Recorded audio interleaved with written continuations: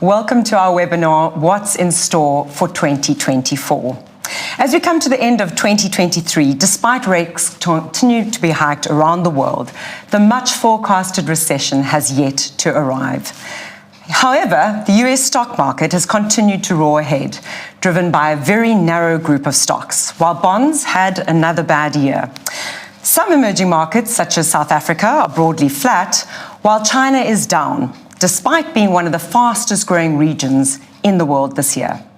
Will it be more of the same for 2024? Now, rather than run through our forecasts for 2024, what we thought it would be interesting to do is to take a look at some of the things that we think could be surprises for next year. Not something that will definitely happen, not our base case scenario, but an event with a much higher probability than the market is actually currently pricing in. Now, we know that it's often what's not expected that actually tends to move markets. And I must just mention that this was very much inspired by Byron Wien. He was one of Wall Street's most valued commentators and investors, and he sadly passed away last month at the tender age of 90. Now, Byron was known for his 10 surprises list that he brought out at the start of every year, and this is very much a tribute to him. So he'll be very much missed. May he rest in peace. I'm here today with 5 of our portfolio managers, and they're each going to outline something that they think could happen, which isn't priced into the market currently, and then they're going to lay out their thoughts on why this is the case, and we'll have a bit of a discussion around that. So welcome to Nancy Hossack, Nick Balkin, and Rashaad Tayob, who are here with me in Cape Town, and also to Ishreth and Brian, who are joining us from Singapore. All of these faces will be familiar to our investors already. Now, as I mentioned, each portfolio manager is going to run through each surprise. They're going to explain their thinking with a few slides just so that you get the gist of it. And then at the end, we're actually going to do a poll to see which of these surprises you think is the most likely to happen. So perhaps asked another way, which portfolio manager you think made the most convincing case? So let's start with our first surprise. Brian, this is with you. Your surprise for 2024 is that you think China will be the top performing stock market in the world next year. Can you take us through your rationale on this, please? Of course, Linda, thank you. I think it's important to take a step back and really ground ourselves just for a moment in the Foord investment philosophy. And ultimately, when identifying securities to invest in or markets to invest in, it's that really the fundamental belief that earnings, and in particular cash earnings, do determine the true value of a company. So when we have that value, what is the determinant of a return then? It's really those earnings or cash earnings and the growth of those earnings over time, as well as changes in the multiple that the market may be willing to pay for those earnings. So certainly multiples can change based on the risk-free rate, as we know, based on equity risk premiums for certain markets, geopolitics, for example. But ultimately how you marry those two, if you get your entry point correct, so you aren't paying peak multiple for peak sentiment, but you're closer to a trough multiple than trough sentiment, then that's how you generate a strong return. And that's what we see in China as the setup for 2024. So the market's certainly trading at lows on an absolute basis, as well as lows relative to other markets around the world. And as you mentioned, for earnings that continue to grow.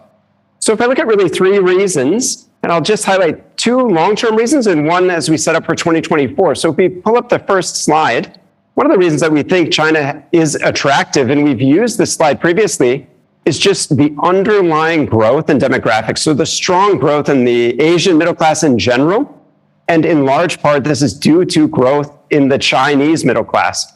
So as we look only from 2020 to 2030, we see that 54% of the world's population is hailing from Asia in 2020, and that moves all the way to 2/3 by 2030. What that means in absolute terms is 900 million new middle-class consumers will be created in Asia over that period, an increase of 25 to 30%. So that's really a big demographic tailwind. The second reason that we're constructive on China, and we'd like to show this slide, because we get questions around, isn't the population of China declining over time? But it's really important to take a step back and look at it in a bit more granular way. And here we're showing the urbanization rate in China relative to other Asian markets. So today, 65% of the population in China is located in urban areas. If we look at Taiwan and South Korea, for example, that's in the high 70s, low 80% range. And so you have another sort of 200 million people that are very likely to continue to urbanize in China. So while the overall population may be slowing in growth or declining over time, you have significant increases in productivity in the underlying workforce. And that really contributes to GDP growth.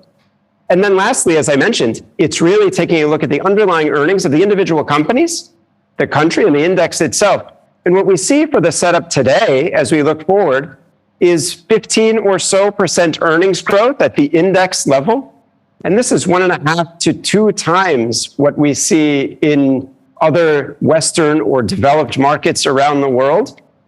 But for that same or that doubling in earnings growth, one's paying only half of the multiple. And we can chat through some of the reasons why, but you're paying 10 times for earnings growth. That's double what you're finding in the rest of the market, where you're paying 20 times for half the level of earnings growth. And this is true whether or not we include growth from the Magnificent Seven or not.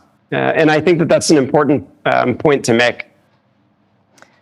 Thanks, Brian. So all of that makes perfect sense, but a lot of the things that you've mentioned have been the case for quite some time, and yet we've seen Chinese stocks are significantly down this year. So first of all, I wanted to ask you, why do you think that's the case? And then secondly, of course, why do you think things will be different next year? No, it's an excellent question. I mean, ultimately, valuation alone isn't the catalyst. Here we do have valuation coupled with very strong earnings growth. So that over time will be a catalyst in and of itself. But more importantly, I mean, looking, as you mentioned, at reasons that the market has lagged this year, there are really 3 primary reasons. One, the property market slowdown or overhang has weighed on consumer sentiment in the country. And we see that a quarter of GDP, 70% of Chinese retail wealth is concentrated within that property segment. So it's only natural as a Chinese consumer, if there's uncertainty there, to really kind of hold on to your wallet and not spend aggressively. But what we are seeing is some opening there. The down payment required on new home purchases, for example, has been lowered. We are seeing the party and state-owned banks come in and backstop projects that are under development. So we can go into more detail on that property piece, but really what we're seeing on the margin is an abatement of that overhang, and that will continue through 2024. And then the other reason is geopolitics.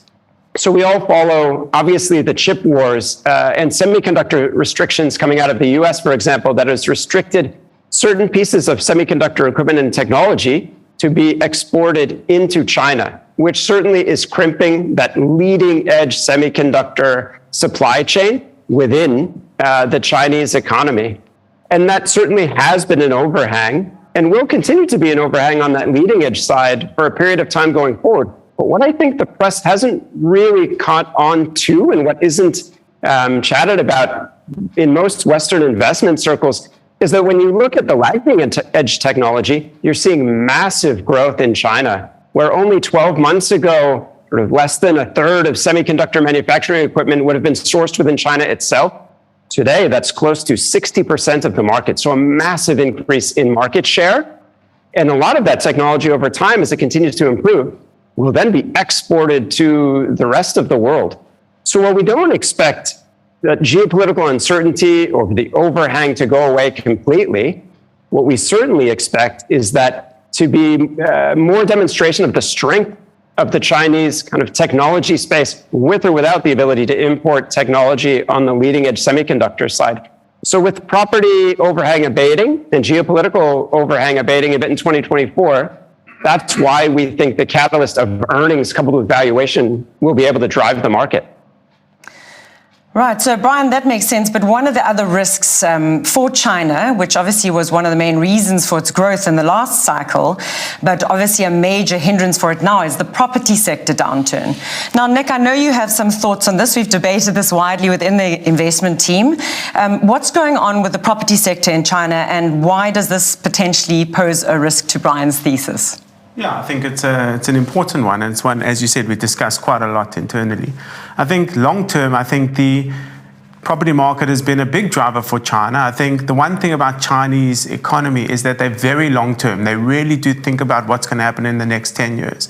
So infrastructure, property development have all been very good and will enable good long-term growth for the future. But the thing we, I guess, discuss internally is, with it being almost 20% of the overall economy, how will that kind of deflate over time? Because that is a big number. And Brian, you did mention a little bit earlier about the significance of the property market. So I think it's worth discussing maybe that 20% of the residential property market and how it deflates without breaking the Chinese economy. Brian, your thoughts on that? It's a great question, Nick. And I mean, it is important to highlight that that property piece within China is 20-25% of GDP. And it is where the average Chinese consumer has the vast majority of their wealth. So deflating that portion of the economy over time and allowing other portions of the economy to take its place is a delicate balance. What we do see in the property market kind of slow down, and I think this is important to highlight, is that the party has been managing the slowdown for quite a long period of time. So we saw President Xi a handful of years ago state quite unequivocally that houses should be living and not for speculation, right? We had already seen in the market that the down payment required for second homes, for example, was 40%. And for third homes, it was 100%. You weren't, Chinese consumer wasn't allowed to use leverage to buy their third home. So the leverage, if any, within the system, not if any, there's certainly leverage there, but it doesn't sit on the consumer balance sheet side. And I think that is important to highlight. What the government has really managed to do and decided to do is that the pain will be taken either by investors or by banks, state-owned banks that are able to extend loans. So it's really not a solvency problem, but the government is committed to shoring up the industry enough to really restore consumer comfort and consumer confidence. So projects, for example, from developers that have run out of capital, we feel that the government is solving this in a sensible way. They aren't propping up the developer. I mean, developers that run out of capital should, over time, go out of business, and that is what we're seeing happen.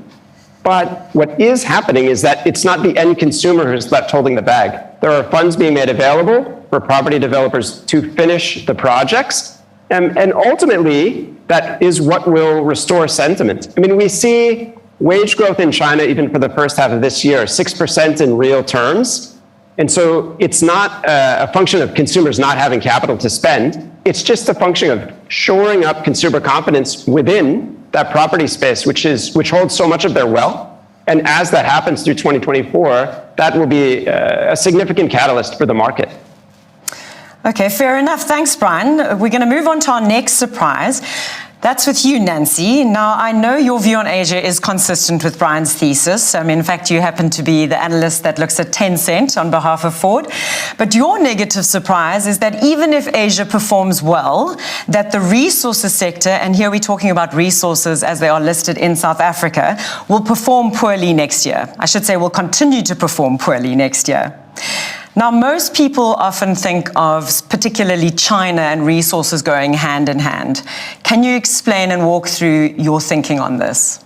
Sure. Thanks, Linda.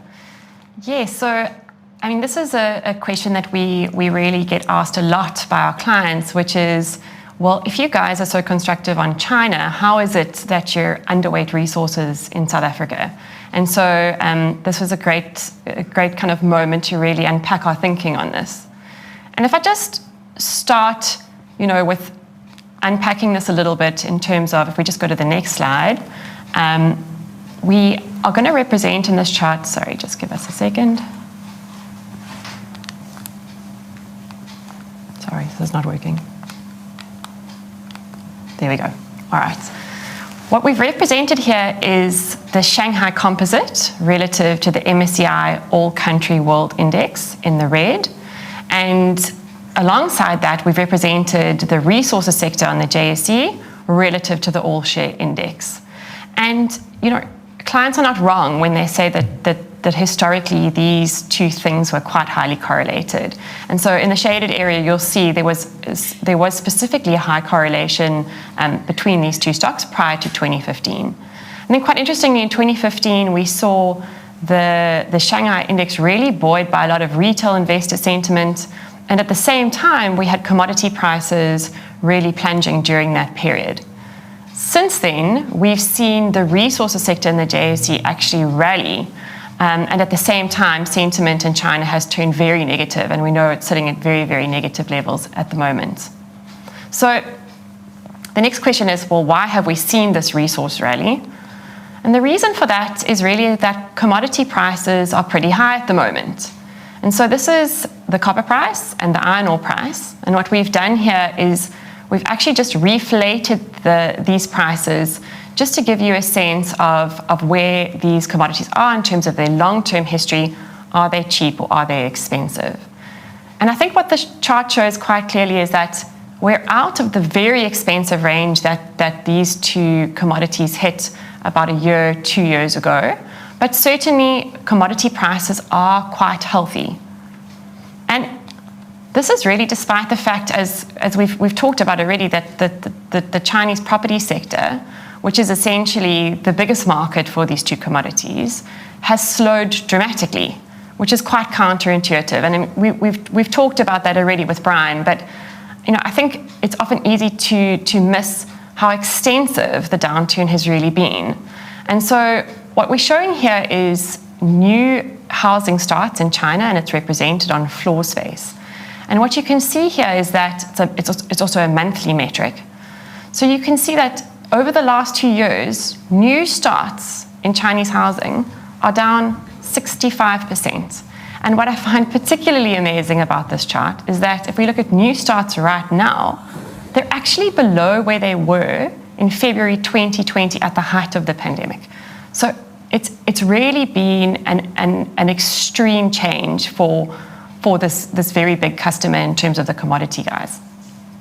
So you might then well ask, well, if China is really kind of in the doldrums, then why are commodity prices still so robust? And the simple answer for that is that, well, most other global economies are really firing. And I mean, we spend a lot of time talking about the very low unemployment rate in the US, but actually all advanced economies are showing very low unemployment rates. And we've represented that in this chart with the black line. And then around that, we've chosen really the bigger emerging markets. And you can see that almost all of these large global economies are exhibiting unemployment rates at multi-decade lows. So despite China, all other global economies are really firing. And you can see this. I mean, you can see this in the resource margins, right? So what we've depicted here is the big diversified miners on the JSE, and we've also included the platinum majors. And you can see that the resource margins in 2021 hit where resource margins were in 2008. In fact, in some cases, they were actually higher and universally higher. So we have started to see these resource margins ticking down. You'll notice from the chart they don't stay there forever. And in particular, we're worried about the platinum producers. So with PGM prices at spot, we actually think the 3 platinum majors are going to be free cash flow negative next year. So considerable downside at this point in the cycle from a resource perspective. So hopefully that just breaks it down a little bit, Linda, just trying to explain that we are still very high in the resource cycle, despite the fact that China is in the state that it's in. Okay, well, I'm going to actually pose a question to Ishreth. Ishreth, we do hold some resource stocks in our global funds. In fact, we hold a bit more than the global indices. Does that mean that you fundamentally disagree with Nancy? Thanks, Linda. I mean, not really. I think the opportunity set globally is very different from perhaps the opportunity set you see in SA. And even the benchmark constituents are very different. So the material sector as a whole is just 5% of the global benchmark, which is probably much lower than it is in SA. And So our perceived quote-unquote overweight globally is probably still underweight in your context.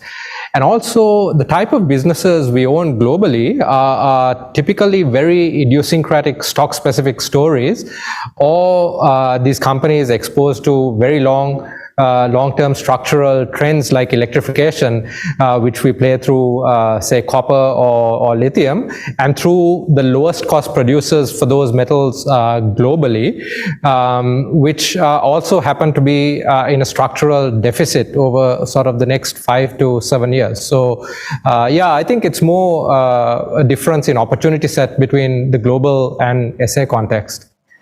Thanks, Ishreth. Now, Nancy, you've painted quite a negative picture for resource stocks if China or Asia is not going to be the driver it was, for the last commodity super cycle. We have been, I think many people think that we sort of permanently bearish on resource stocks. In what world would you actually be bullish on resource stocks in South Africa? Yeah, we're sort of getting this almost reputation, I think, of being negative on resources, and I want to explain that we're really not. But I think what investors must understand is the context of the benchmark that we're really dealing with. And so, at some points in the cycle, like we saw in 2008, like we saw recently, the resource stocks are 40% of the all-share index. And at the low points in the cycle, they go towards 10% of the index. So, we'd use metrics like that as a signal as to when we should really be getting interested in resources. So when margins tend to be low, when commodity prices tend to be very inexpensive, and when, as an overall weighting, they tend to be low in the index, that's the time to get interested in resources. We don't think that the time for that is now.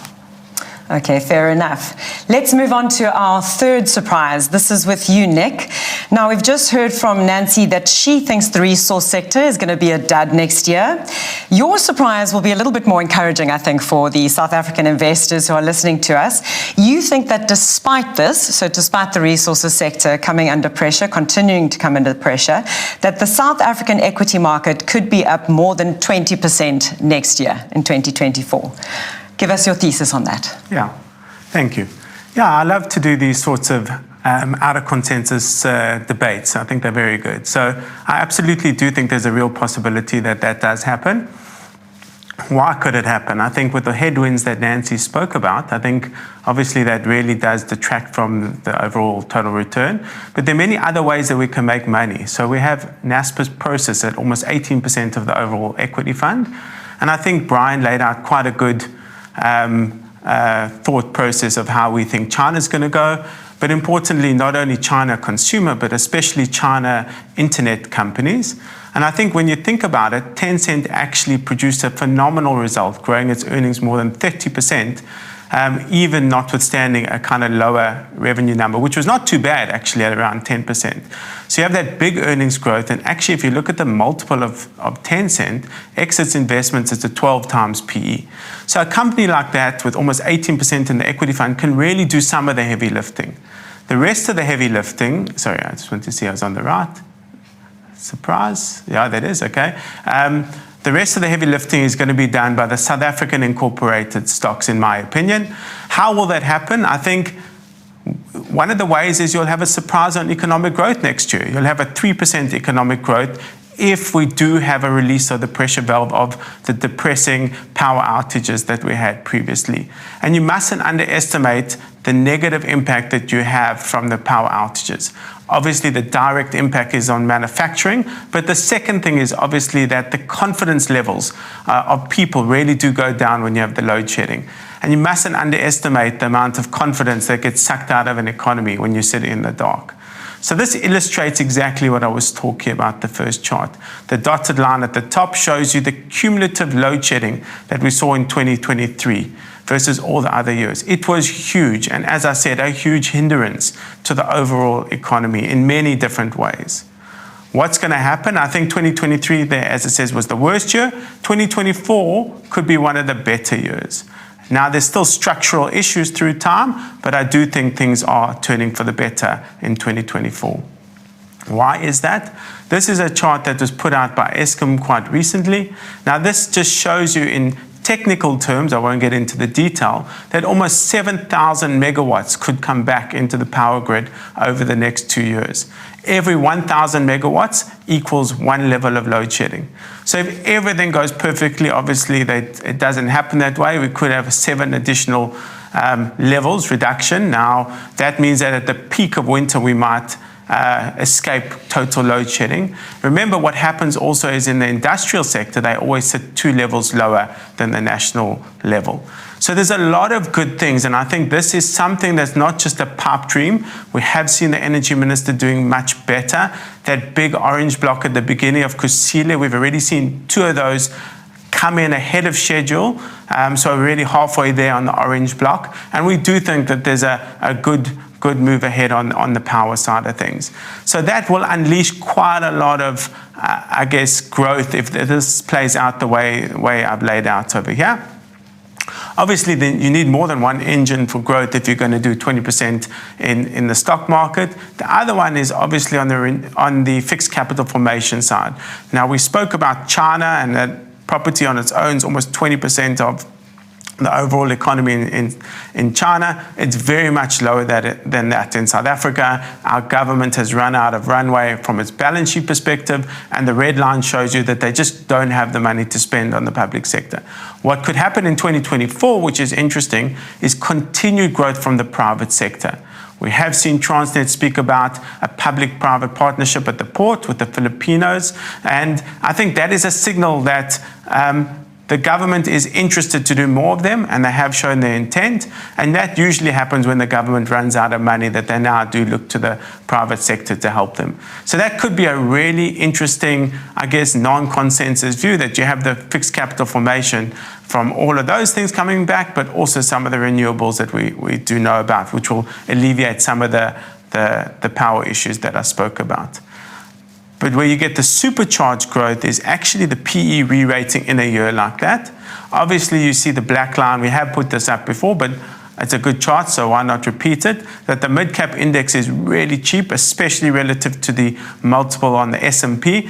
It just gives you a perspective of how cheap our market is. Now, listen, there are structural issues. We have signaled them. They haven't gone away. We really do worry about what's going to happen long term.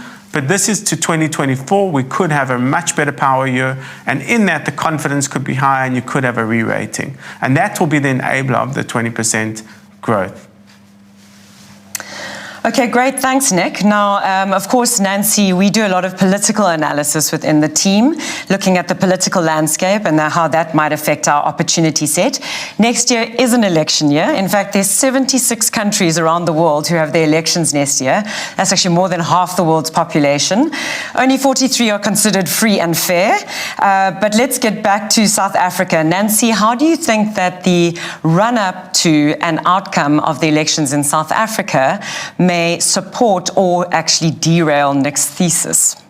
Yeah, so I think Nick was quite careful in his analysis to not mention the politics, but he's making an important point, which is really understanding base effects, and sometimes the base gets so low then from an investment perspective that's really time to look out, because you can easily get growth accelerating if your base is very low. It's not obvious to me, looking at where we think the political party support is at the moment, that the 2024 election result is going to give him that rally, or is going to add to that rally. I would say there is a positive scenario that might help Nick get his surprise right, and that would be an ANC-DA functional coalition. And I mean, emphasis on the word functional, because it's one thing to do a coalition and it's another thing to have that coalition work. That could be very positive for South African markets, but at this point I would put that as a possibility and not a probability. So let's put it that way. Okay, now, Rashaad, you've been quite outspoken about the negative trajectory that we've seen with regards to government debt. We've got a worsening of the budget deficit ahead of the elections next year. That's unlikely to turn around before then. What do you think, given that, and obviously sort of the way that you feel about how that's tracking, what is the likelihood that we'll actually have a backdrop that is supportive for economic growth in South Africa? So I agree strongly with Nick's case that a recovery in the electricity sector, which has been such a massive drag, can provide us with that boost into next year. But the debt problem in South Africa that we've built up is not going away. So we've been in the doldrums from a growth perspective. That's why our debt to GDP has just consistently gotten worse every single year since 2008. If we do get to a 3% level, it can be the first year in a long time where debt actually stabilizes, and that will be a positive boost to sentiment if we do manage to stabilize debt after a long time. The downside risk I think we need to monitor is the election next year, the ANC potentially falling below 50%, and what they could do in their February budget in terms of populist measures. If we see things like NHI being pushed through, if we see things like extra spending on social grants, that may knock confidence and that may push our growth back to its older levels, and that would be a negative and reduce the likelihood of that next year's recovery. Okay, so before we move on, Nick, I'm going to get you to put your neck on the line. You are the Chief Investment Officer, so I think I'm allowed to put a bit of extra pressure on you.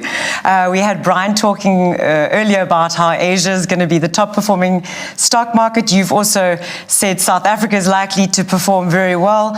Which of the two would you actually choose out of those two?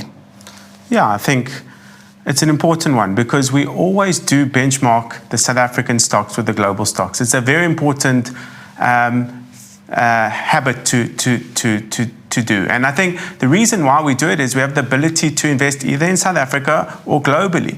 And when Brian looks at the world, he has so many more opportunities.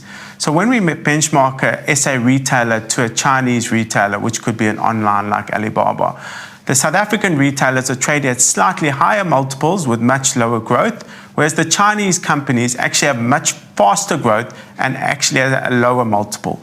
So actually, I'm more excited, even though I think we could do 20% in South Africa, I actually think it's more exciting to be offshore. And if you were to push me, I'd say actually the Chinese stocks, notwithstanding the 20% comment in South Africa, could very well do better than what I said in South Africa. Okay, fair enough.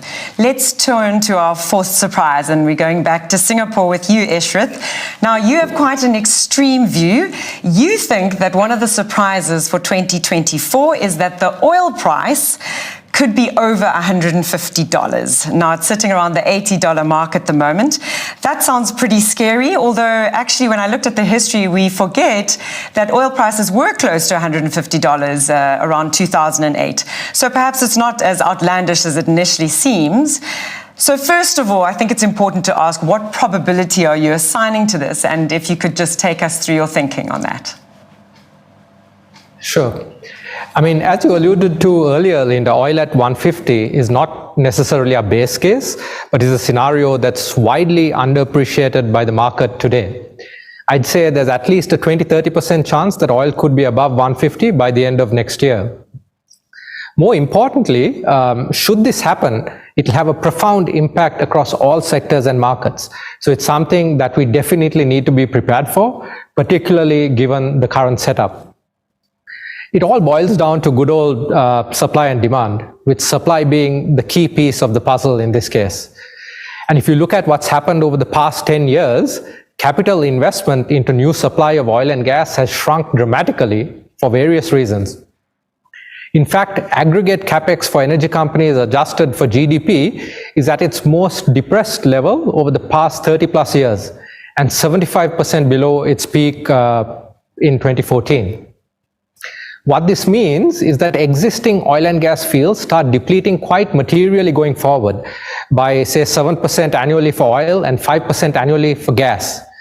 At the same time, demand will only continue to rise because energy and hydrocarbon intensity are still growing across more than 75% of the global population, where prosperity is still rising. And renewables are nowhere close to satisfying this gap in the short to medium term. Inflation and high interest rates have only exacerbated the problem. Renewable projects were already unprofitable and needed to be heavily subsidized to grow adoption in the past. And with the cost of capital now increasing so dramatically over the past year alone, they've become even less viable today. And one simply just needs to look at the old renewable stock darlings like, say, Plug Power for green hydrogen, or Ørsted for offshore wind, or SolarEdge in the solar space to understand the extent of this problem. With rising rates, all these stocks have basically collapsed 80-90% from their peak due to waning demand and massive losses on their order books. All this doesn't even take into account geopolitics. Just take a look at the largest oil producers globally. If you combine the two biggest producers from Russia, they become larger than Saudi's Aramco. And to match Russia's supply, you need to combine the next 5 biggest Western energy giants, including, say, Exxon, Shell, Chevron, BP, and Total together, which is a staggering problem. Imagine if there was an actual and sustained supply disruption from any of these precarious regions like, say, Saudi, Iran, Iraq, Russia, which seems more likely than ever today. In that scenario, $150 oil may actually be conservative. And to bring this all back to stocks, let's consider the valuation of energy companies. They're the cheapest they've been in decades with exceptional balance sheets. And if energy prices go up, they only become cheaper. Today's consumer discretionary sector is now worth more than 2.5 times the energy sector. But the latter generates more than 5 times the free cash flow of consumer. Consumer tech in the US is sexy, while oil and gas is not. But at $150 oil, that could very easily reverse. And that's something that we and our investors must be acutely aware of. So, Ishreth, this sounds like a bit of a bet on old energy. Obviously, new energy has been very much talked about, very much the flavor of the day. Does that conflict with some of the comments earlier about the materials exposure in the global funds that is more renewable energy focused? Well, not necessarily. So even though the new energy complex is not growing as fast as it needs to fill the gap, doesn't mean that it's not growing. So trends like the move to renewables and electrification will continue at a very rapid pace over the next few years, just not fast enough to match the demand for it. The type of businesses that we have exposure to are directly exposed to areas of the market where there's going to be supply shortages, so say like lithium or copper, and we're exposed to the lowest cost producers there. And those who know Foord also know that we never make 0-1 bets. And this is a case of that as well. So regardless of how the energy mix evolves, we are positioned our portfolios to benefit from it. So if it's oil and gas, we'll have businesses that work well in that scenario. And if renewables continue to compound as we believe they will over time, then we own stocks that would work under that context as well. Okay, well, Rashaad, thinking about an oil price over $150, I mean, if you consider the impact of oil prices on the South African economy, along with many other economies around the world, and the impact on headline inflation, the interest rate hikes that followed, $150 oil would surely be pretty awful for the South African economy. What do you think the impact of that would be on us here at the tip of Africa? Yeah, we're a big oil importer, so that will be negative for terms of trade. So you could expect the rand to depreciate significantly in that type of scenario. And higher oil prices also a tax on the consumer, so you can see a drag to GDP growth. And also with higher oil prices, you're looking at high inflation and potentially interest rate hikes. So all in all, a pretty bad scenario for the South African economy. You're not going to get the growth recovery that we're expecting. So we have to take that into account, but we won't be alone. I think if you see $150 oil, that would be a big drag on on the entire global economy. Okay, so it does sound, though, that $150 oil and your thesis, Nick, may be two mutually exclusive scenarios. But let's go to our final surprise for 2024. Now, anyone who knows Rashaad will know that he's not one to shy from some controversy. So your surprise is gold at over $3,000. So it's actually below $2,000 today. In what world would that be the case, do you think? So Linda, we've always viewed gold as a very important part of a multi-asset portfolio. It's a store of value. It's a hedge against inflation over the long term. It's a hedge against crises, especially when these crises are geopolitically driven. And I think next year gold will surprise a lot of people with its positive performance and prove its importance for two reasons. Firstly, I think we could see central banks start to buy bonds again and reverse the tightening that they've had over the last 2 years. If central banks buy bonds, that's monetary easing, that's good for gold. The second reason is because of geopolitics and the rising importance of gold in what is currently a US dollar denominated system. So let's start with the central banks. What I've got here is a chart of the major central banks' balance sheets, and we can see how dramatically that's increased since the financial crisis. It's gone from in 2007, it's gone from 5 trillion and got to almost $33 trillion. And I don't think people fully appreciate how much of a backstop this central bank support has had for the bond market, how it's depressed yields and enabled governments all around the world to issue a large amount of bonds. In the last 2 years, that support has gone into, the central banks have been reducing their balance sheets, they haven't been supporting the bond market, and it's no surprise that we've seen 3 years of very poor bond performance, and we've seen yields move up quite significantly. Now, the question is, after 2 years of decreasing balance sheets, can they continue to decrease those balance sheets and sell bonds next year, or will they first be forced to reverse those decisions and buy bonds again? Let's look at some numbers here, and I'm choosing the US because their fiscal position is extremely dire. On the left-hand side, we've got the US fiscal deficit, and this shows that how they're unable to control their spending. They've had a consistent spending problem. It got out of control during COVID, and they really haven't been able to bring it back in line. This year, they expected to have a deficit of 1.7 trillion. That's in a year when the US economy is growing and unemployment is close to a record low. Over the next 2 years, the deficit is set to be close to $2 trillion a year. That's if we don't have a recession.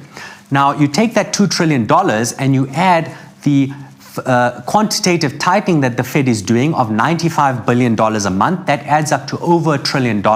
And if you combine those two, you're looking at over $3 trillion of bonds which have to be absorbed into the market. This year, you saw a lot of purchases from funds, from retail investors, and you managed to absorb those bonds, albeit at much higher yields. The question is, will the market be able to absorb another 3 trillion in 2024, or will the central banks be forced to backstop the market as they have for a very long time? That's the economic case for gold. The second case is geopolitical, and it's the increasing role of gold and the diminishing role of the dollar. We can see that central banks have been amassing gold for the last decade, and they stepped that up in 2022. And these last 2 years, we've seen record central bank purchases of gold. I think a lot of that is driven by the weaponization of the dollar. When Russia invaded Ukraine, their central bank assets were frozen, and I think it highlighted to the rest of the world that their reserves, their savings in dollars only belong to them if they are in line with US policy. If we're seeing geopolitical contestation, I think countries will prefer to hold a neutral asset like gold rather than an asset which can be confiscated like the dollar, and I think they'll continue to increase the holdings of gold in the years ahead. This geopolitical contestation is highlighted by the development of BRICS we've seen this year. The push to expand BRICS was driven by China, and we saw that being done in South Africa this year. And if you look at BRICS now, it's become a serious global conglomerate. You've got the BRICS countries being 1/3 of global GDP. It's bigger than the G7, and you've got them being half the world's population and over half of the world's energy production coming from the BRICS countries. So it's a serious consortium. They've also indicated a desire to launch a BRICS currency. It's still very early days, but if you do see a move to a BRICS currency, it's likely to be backed by a neutral reserve asset like gold. And if that happens and gold gets remonetized, the upside for gold in that scenario is very significant. So, Rashaad, I just want to unpack a few things because there were lots of moving parts in your thesis there. One of the things that you mentioned is a potential oversupply of US government bonds. Now, if there's too much of anything, we know that bond prices fall, which means that the yields are rising. And if yields are going up, then typically gold prices would go down because of the opportunity cost of holding gold. Wouldn't that be the case if there was an oversupply of bonds? Yes, Linda. So gold has a very strong relationship to rates, especially real rates. And in an environment where your US yields, short-term yields are 5.5%, that's a big drag to the gold price because gold doesn't yield anything. In fact, it has a carrying cost. So it's very difficult to justify holding gold at zero when you could be earning 5.5%. And I think that's why you haven't seen gold perform this year. The fact that it's still close to that 2000 level shows the consistent bid that gold has seen in spite of the drag from real interest rates. So in a scenario of higher for longer, where we see a repeat of 2023, where the Fed is able to not buy bonds and maintain interest rates at a higher level, I think that my scenario won't pan out, but I don't see gold pulling back significantly even in that scenario because you continue to see a bid from the central banks. Okay, so you're definitely a gold bug. I have to ask on behalf of the Bitcoin bros, is Bitcoin not making gold irrelevant over time? So I think if we had to have this conversation in 10 years' time, it may be a different story because Bitcoin does have some advantages in terms of holding, custodying Bitcoin, being able to transfer it. But I think it's still way too early. Gold has, millennia of history. It's still key in the financial system, and importantly, it's still held on central bank's balance sheet. It's still a reserve asset.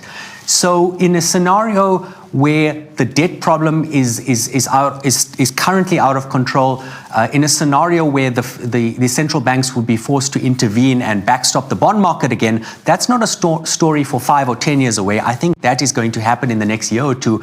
And if it's a near-term issue, I think gold is still better placed to play the role of a global reserve asset as opposed to Bitcoin. Okay, thanks. I think it's time now to do our poll. You've heard all 5 surprises.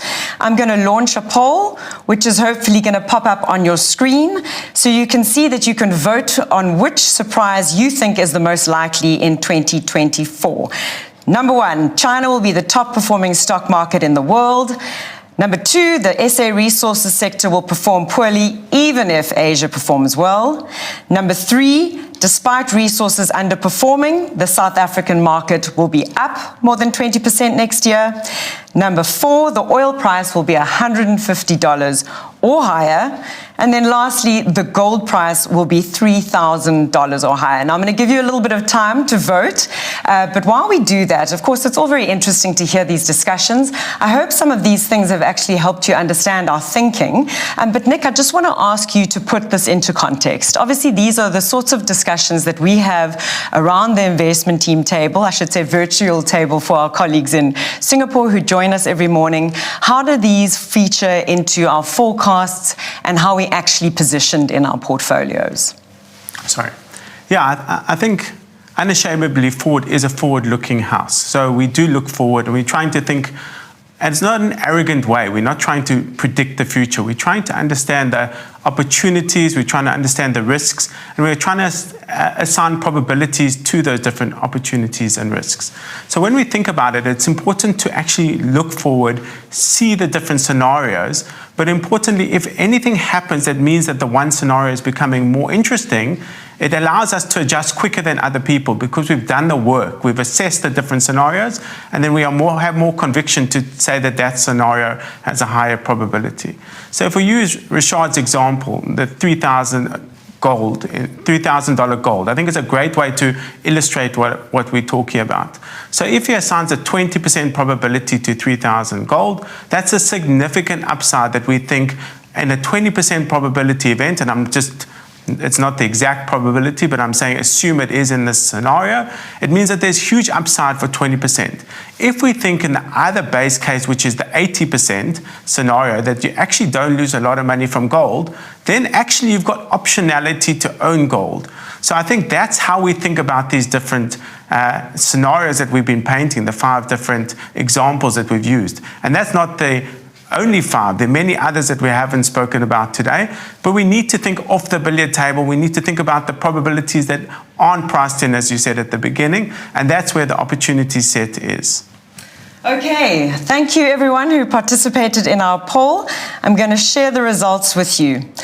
It seems, Brian, that you have many in agreement with you. The top surprise is that China will be the top performing stock market in the world.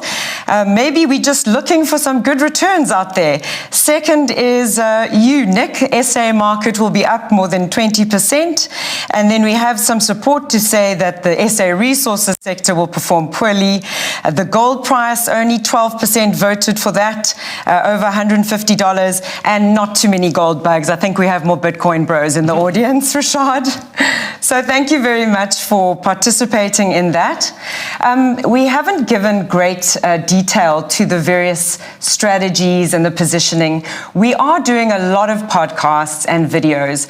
Please go onto our YouTube channel. You can just search for Foord, F-O-O-R-D, and you'll find us there. You can subscribe. We are on Apple Podcasts. We are on Spotify. I've had a number of conversations with various portfolio managers.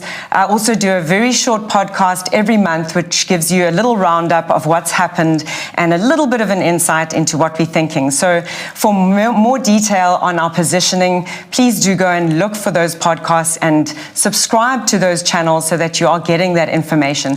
I know our distribution team also does a very good job of sending those out via WhatsApp. So if you would like to be receiving them via WhatsApp, contact your relationship manager at Foord and ask them to put you on that list.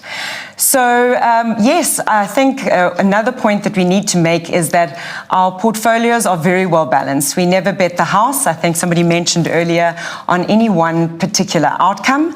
But if the things that we've mentioned today happen, then of course the portfolios will perform incredibly well. But even if they don't, we structure our portfolios always to protect capital and obviously take opportunities to grow capital over time. So even if the scenarios that we have a higher probability assigned to within our investment team don't come to pass, you should still get reasonable returns from your Foord funds. So I'm looking at the results. We do actually have a little bit of time, so I'm actually going to ask a few questions because I see a few have come through. And thank you to everyone who has actually submitted questions. We do commit to getting back to you with an answer, even if we don't get to them today. Now, a market that we didn't speak much about now, which we do actually speak about quite a bit in our presentations, is the US. And we've had 2 questions more around fixed income. So, Rashaad, I'm going to direct these to you. One asked, this is Nigel, is it time to buy US Treasuries or is it too soon? Whereas Stuart is saying, are any bonds safe? ANC bonds, Fed bonds, UK bonds? So, Stuart, not so optimistic on bonds. What is our view on US Treasuries at the moment? So to answer Stuart's question first, I think when you have a buildup of debt that we've seen over the last decade, you have to be concerned and take into account that the risk on bonds in general, that governments won't necessarily be able to repay those bonds in real terms. So that's an overarching decision. But I think when you've had 3 years of very poor bond performance, you have to ask, and yields have gone up. US Treasury 10-year went up from 50 basis points, and it went above 5%. So when you see those type of moves, you have to look at it closely and say, does it now represent value? But given the case I've made in terms of the debt problem and the demand-supply imbalance in the bond market, I still think that nominal bonds are not necessarily the place to hide. And where we like to look and prefer is real bonds, where you're getting a 2.5% real yield on US Treasuries. If inflation is around 2%, you're going to get a return in line with nominal bonds, but you've got protection if inflation ends up being a lot higher because of the debt problems I've highlighted. So when it comes to US Treasuries, we definitely favor real bonds, inflation linkers, rather than nominal. Okay, and then I'm going to actually put this next question to you, Brian, because you have spoken quite a bit about this recently. We didn't talk much about the US and whether we are actually expecting the US to go into recession, the severity of it, if it happens, will it be shallow? Inbin would like to hear our views on that, so perhaps you could just give a short answer on our views on that, please. Yeah, sure, Linda. It's a great question. I mean, I think obviously much of the market was anticipating a US recession if we rewind to the beginning of 2023. And then as that has not come to fruition, really the market has shifted to now believing in either a soft landing or is probably even currently priced for no landing. I think that some of the rhetoric around why that is the case may be somewhat misplaced, but a lot of it is pointed towards the fact that rates have risen both so much by magnitude and so quickly, and they've seemingly not had an impact on economic growth in the US. And then the second piece is that as rates have risen so quickly, we've seen growth, also the strongest that it's been over quite a long period of time.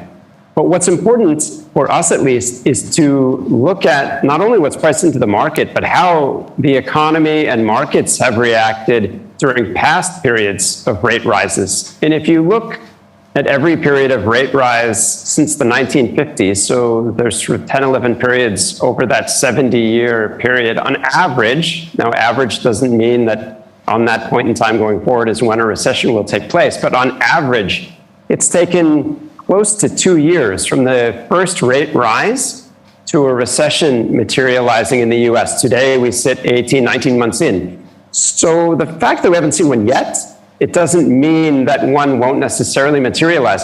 And the second piece is a lot of the rhetoric around how strong growth has been or how strong the labor market has been. I mean, these are really lagging indicators.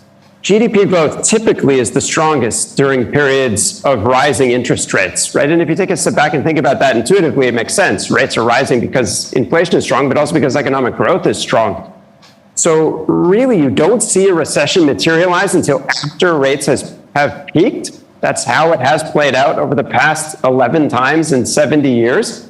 So it doesn't mean that we will see a recession at month 24, for example. But if we do look at forward-looking indicators in the US, whether the consumer being strained, auto loans or credit card loan delinquencies really ticking up, we are seeing forward-looking indicators roll. So where we sit, we do think a recession, it doesn't mean you have a global financial crisis, but a recession is very likely as rates continue to bite and we roll through that 8-9 quarter mark.